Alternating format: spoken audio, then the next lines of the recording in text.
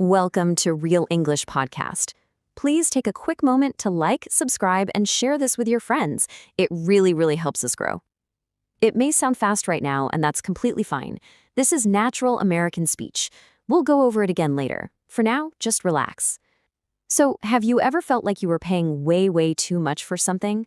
Well, today we're going to master a super common English phrase that perfectly describes that exact feeling. You know, we've all been there. You look at a price tag and you just know it isn't fair.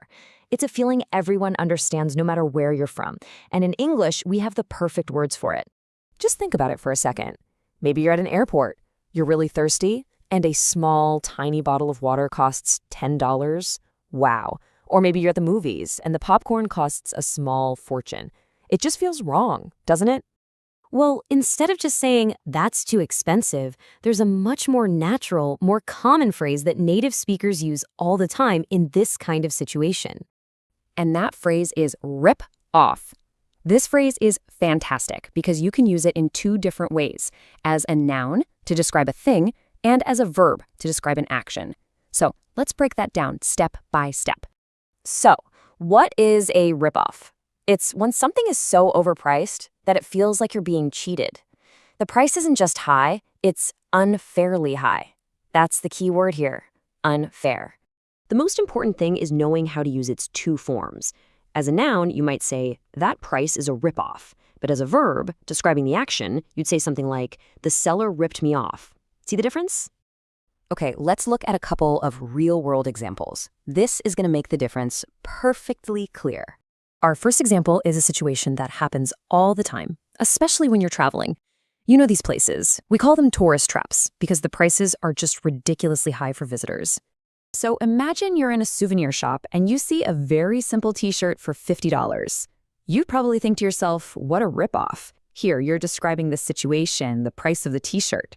That's why you use the noun form. All right, now for a different situation. This time, you're not just looking at a high price. This time, you feel like someone actively cheated you or tricked you. In this example, you're talking about the action of the car dealer.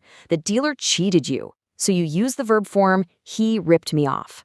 A really common way to say this is, I got ripped off. Okay, now it's your turn to practice. This is super important for your pronunciation.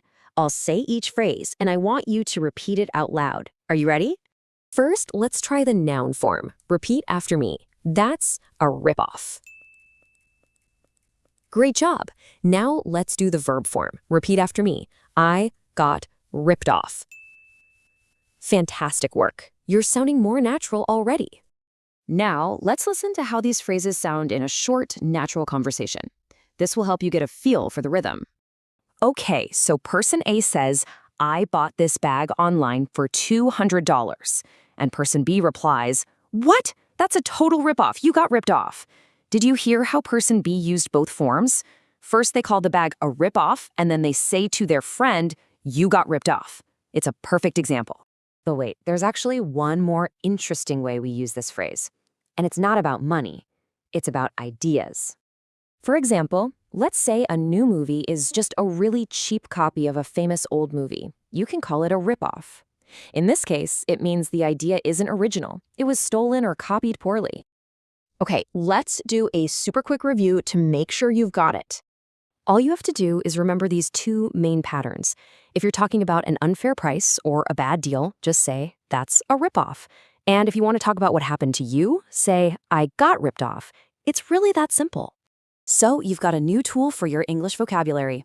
The next time you see a totally unfair price, I want you to challenge yourself. Instead of just saying, it's too expensive, try saying, that's a ripoff. I promise you're going to sound so much more natural. So a question for you. What's the biggest ripoff you've ever seen? Think about it for a minute. Thank you so much for joining me today. I really hope this little lesson was helpful for you. Remember to like, subscribe, and share the Real English podcast with anyone you know who is learning English. And if you want to review today's lesson, I uploaded a free PDF summary in the description and in the comments. Feel free to download it and study at your own pace.